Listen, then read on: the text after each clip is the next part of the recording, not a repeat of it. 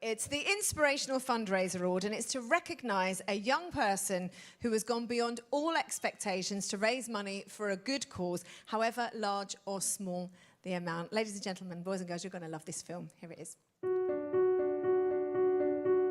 And your name is? Robbie.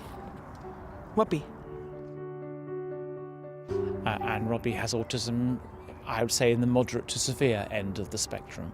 About 3 years ago, Robbie was quite obese, and I began to get very worried about his long-term health. I bought him a pair of running shoes, and little by little, he ran more and more.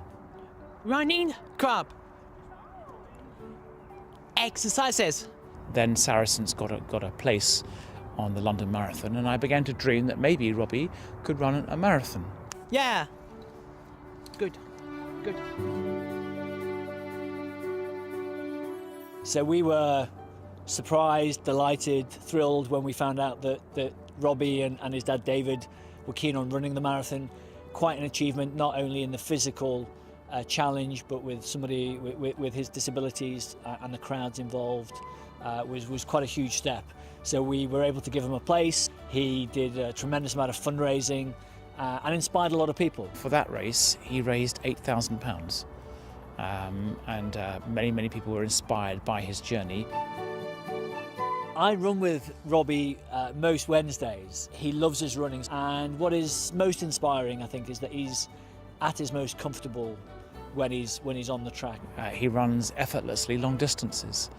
He has a lovely stride, but above all, he's happy doing it. He's found something that he is good at and that gives him great self-confidence. We're also incredibly, again, surprised but inspired that he's doing it again this year and hopefully raising a significant, large amount of money as well.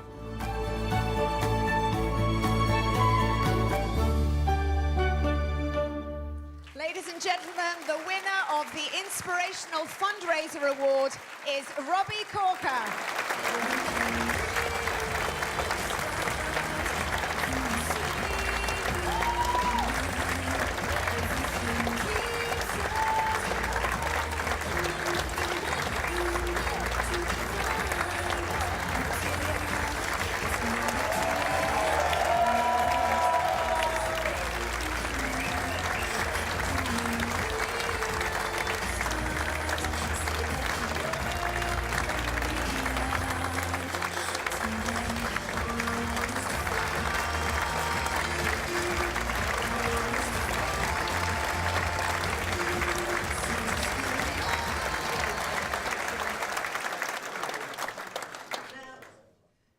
David, it was so amazing just watching you guys and how you interact in that film. I loved watching it.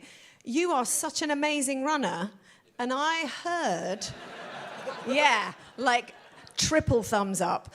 You ran the marathon a couple of weeks ago, and your dad gave up and you carried on running.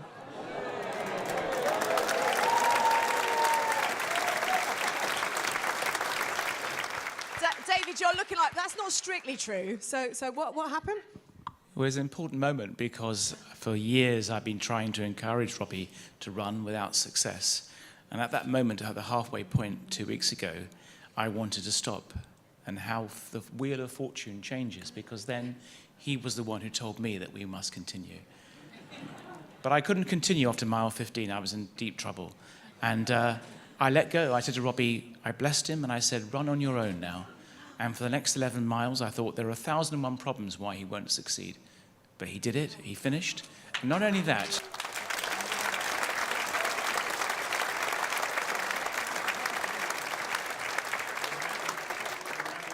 not only did he run the last 11 miles in 1 hour and 5 minutes, which is an incredible thing, but also he then went home through all the crowds, found his way home over 2 changes.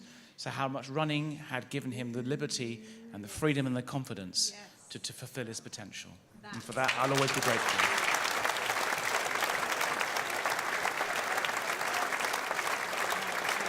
I don't know if I'm allowed to ask, but do you know how much money that Robbie made on this last marathon? Well, because I was injured and I had to run with Robbie, and so until the Thursday before the Sunday, it wasn't clear that I could run. But on the Thursday, I decided I'd take the huge risk and run anyway, You know, when you only live once and run anyway. Even at 56, I can get away with it. And so I did run, and then I started to fundraise. Robbie began to fundraise on that Thursday, and by the Sunday, he'd raised £3,000. Wow.